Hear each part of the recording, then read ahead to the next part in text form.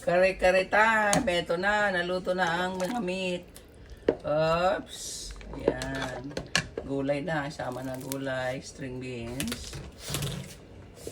Bok choy. Next, ayan, bok choy.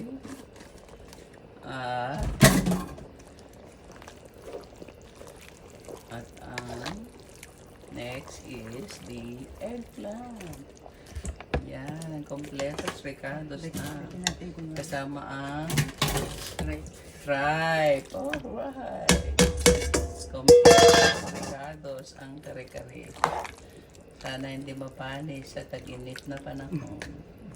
Ang kare-kare. Kita mo naman, sa amoy pa lang, sold na. The best, ang kare-kare. Back from vacation.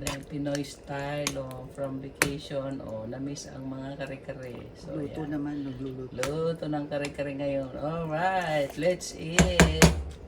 Konting kembot lang, okay na yan.